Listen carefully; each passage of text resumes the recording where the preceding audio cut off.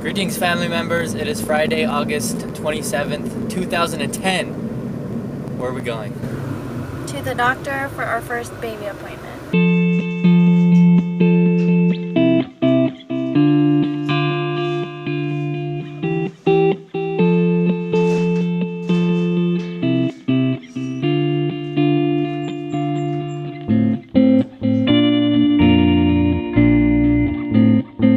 Before the end of, what month is it? April. I wanted to kind of talk about autism. April is like Autism Awareness Month, or some people like saying Autism Acceptance Month. Either way, it's a month to recognize and talk about autism. So, as you know, our channel is called Special Little Needs.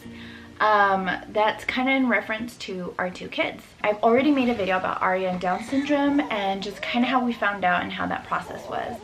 And I wanted to make a video for my son, Ezra. Ezra's the oldest. He is now 6 years old. I forget. He's 6 years old now. We've known he's had autism for about 3 years now. We've had a for sure diagnosis for about 2.5 years. So how that kind of came about is Ezra's our first child. He's our firstborn. So we kind of didn't know what to expect out of a kid. I was 26, Sak was 24, 25 when we had him. And so we were just excited to be parents. And Ezra was always very sweet and loving towards us, but now that I look back on it, he was very standoffish to family members that he saw sometimes frequently. We kind of always laughed it off, and we just thought he was picky, and that's just who he was, and he was very just particular about who was around him. He didn't really talk. He ended up having a episode where at 10 months he got shots, and then about a week later he got his first fever. And so I didn't really think about it. I just thought it was a late reaction to shots. On a Monday morning he woke up with his first fever. It was like 100. Went to the doctors. It's just a fever, go home. Tuesday he woke up with 105 fever. I freaked out, threw him in the shower, was trying to cool him off. I was just a mess. Went back to the doctors, and his eye had started swelling up, his right eye. Wednesday, his eye was totally swollen shut, and we were told to go to the children's emergency room at the children's hospital. So we went there, and it ended up being a sinus infection from whatever cold he had that had moved up into his sinus cavity and had abscessed and was just super swollen, red to the touch. His eye swelled up shut. He lost mobility in that eye, so his eye kind of wandered for a little bit after he was able to open up his eye. We were in the hospital for 3 weeks. It was a very traumatizing 3 weeks in the hospital for him. The hospital wasn't properly staffed on the floor we were on, so we just had a lot of problems.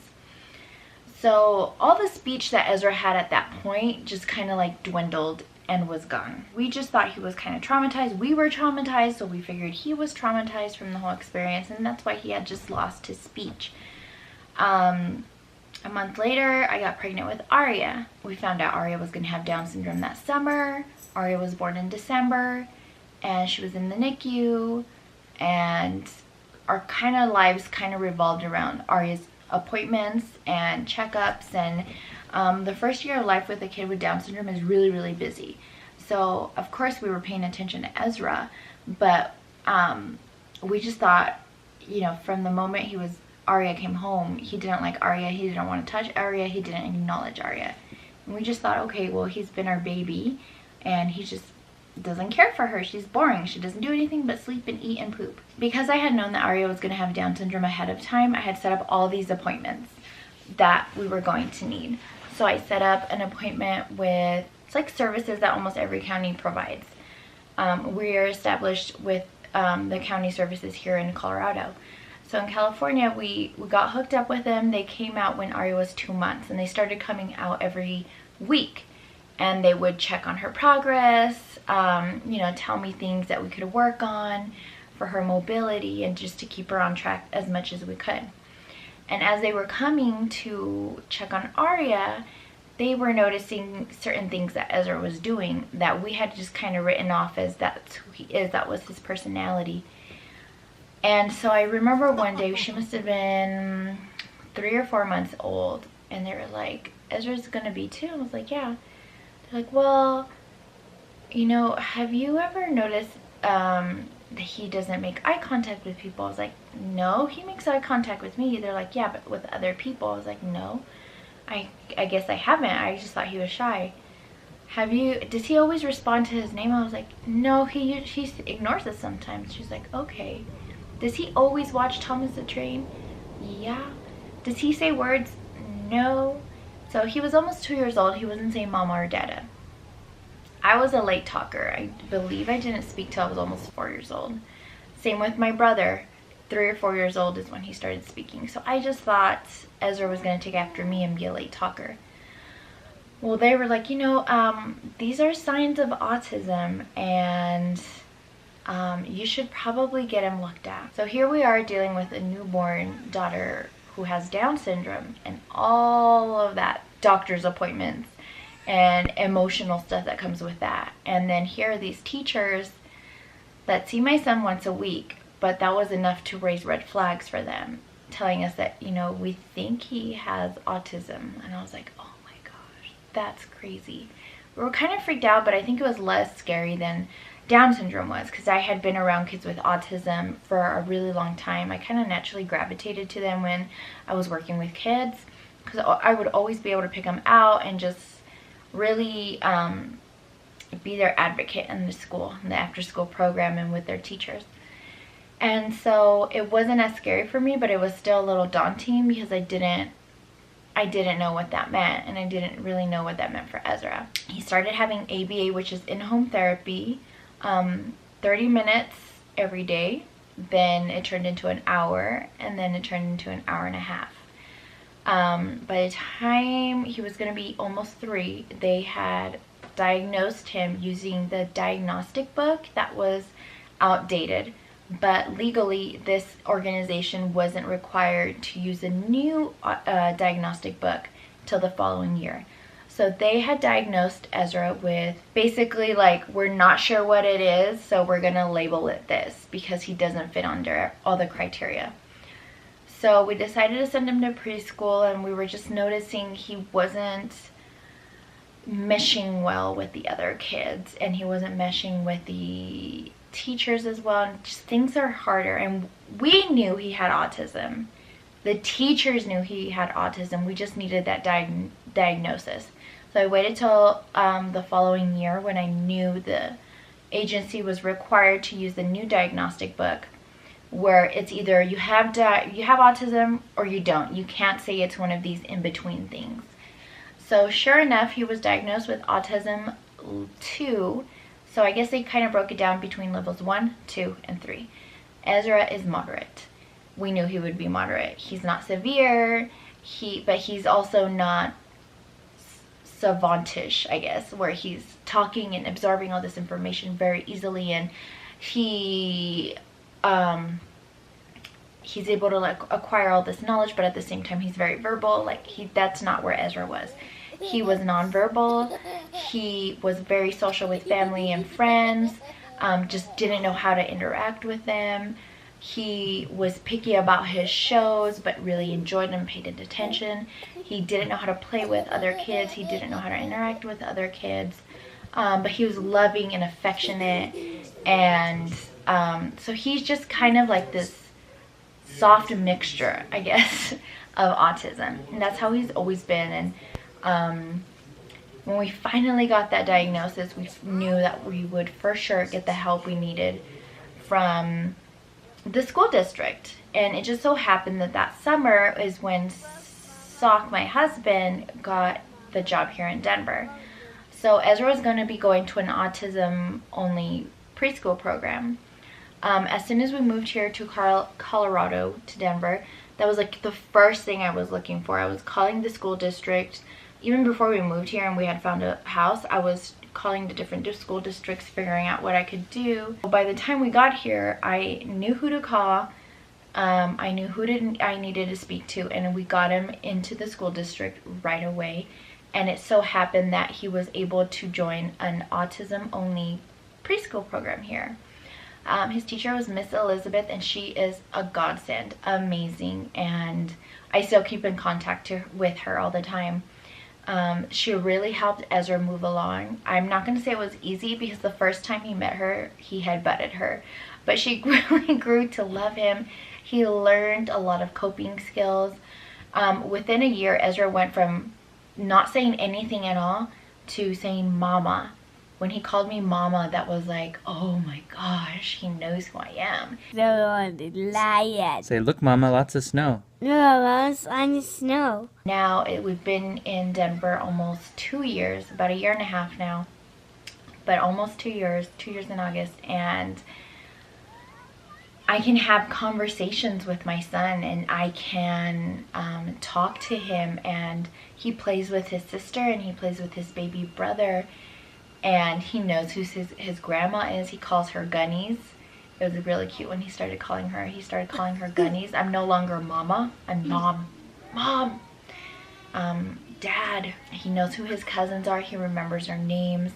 He has a very good memory. He knows all his ABCs. He's starting to recognize words. He memorizes books very easily, which kind of leads us always to think, like, is he reading? But I have to remember, like, his memory is amazing, and he just memorizes these books. He loves song. He loves singing. He's in kindergarten now, and what we had decided to do was to move him to a special ed preschool or kindergarten program. It's K through 2nd, so he'll have the same teacher for the next 3 years if we're here, and so that makes me feel a lot better. His teacher that he switched to was amazing. Now he has Miss Bridget. She's great. She really loves the kids. She keeps in contact with me all day long. She'll text me, let me know what's going on, FaceTime me if I need to talk to Ezra. We're just really on the same team. 2 years ago, 3 years ago, I never thought I would be able to have a conversation with my son, and it's just so phenomenal now, being able to have those conversations and seeing him excited and having him express his sadness and letting us know when his tummy hurts. Like, something as simple as that was so great when he started to be able to express pain and where the pain was coming from, and that he wasn't feeling good. And it was just so fun to see him, like, recognize things and get excited over things, or get excited over activities, and let him know what was coming next and him understand that.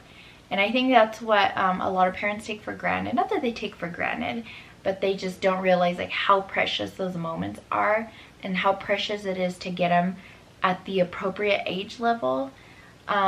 So he's come along so far. Even this school year, his teacher's, like, amazed by how far he's come. It's still not perfect. He still has fits at school. He still gets super overwhelmed for different reasons. Sometimes we can figure them out, and sometimes we can't, and that's just autism. Like, certain things set him off, and we just have to have the patience. And we're not perfect. We don't always have amazing patience, but we definitely try our best. And one thing that is amazing that we've noticed more and more is Ezra can look at a landscape and pick out tiny itty-bitty details. And what he finds is what he calls his treasure. So we'll be walking or running or on he'll be on the boosted board with his dad, and he'll be like, stop, stop, stop, stop. And, like, out of all the scenery around, he spots this little toy, and he'll go and find it inside a bush or something, or under the sand, or under by a tree. Things that we wouldn't see at all. He just, like, zones into it, and so that's kind of cool. It's kind of funny to see just, like, just what he sees, the world and how he sees it, and he sees details. He doesn't always see the landscapes. What he zones in on is on details, and him describing those details is always so fun as a parent. But if you're out there and you're watching this and you just got a diagnosis of autism, and it seems terrifying, and it seems like your kid's never gonna talk, just know it gets better. It slowly gets better. But every time you see an advancement, you're going to be so excited and so amazed by the progress that your kids made. We're amazed by Ezra every single day. We love Ezra so much. We love his personality. Now that he's speaking more, we've been able to kind of meet our son and kind of see his interests and see what he loves and doesn't love, and it's just been a blessing, and we couldn't be any luckier with him. Even through autism, we've been able to work through it as a family. We've been able to come closer as a family, and we've been able to educate ourselves a lot more on not only autism, just different disabilities, and being able to see kids through their disabilities. And that's always been super, super important to us. It wasn't that we were always hiding or ashamed of what our kids had. We just a very concerned family of making sure that our kids are seen for who they are and not for the disabilities they have. And I think that's always important. I think as a parent, like, if you're doing that, you're doing a great job. If you're making sure that your kid's disability doesn't define them, it's just a part of them, then you're doing a great job. And there's always tons of support out there. You just have to know where to look. A lot of parents don't know that if your child has autism or any other disability, you know, preschool is usually free for you. If this is all new to you, you might want to look into it. Talk to your school district. Don't talk to just the secretary. Ask for the special education administrator at your school district, and they'll be so helpful. I know that school isn't always easy for Ezra, but it's definitely been the best thing for him. To be in that environment, to learn how to interact with others, to know how to follow directions has been amazing. And it's not only helped him socially, it's helped him just at home to follow directions and to realize that sometimes, like, it's time to sit down and listen and have good listening ears. That's what he says. So that's just it. That's just a little bit about Ezra and how autism has affected our lives and how our child is doing with autism despite autism. And I think it's important to remember that your child's brain is wired differently, and that's okay. And our job as parents is to find out the way their brain works and help them learn that way, because you'll get more out of your child and they'll get more out of their environments if we figure out how they need to learn in order to really process the information. If you have any questions, let us know, comment. We're always free to answer anything that you may want to know about us, of our family, what we have experienced with autism, because you have to remember autism is different for every kid, but we can for sure tell you our experiences.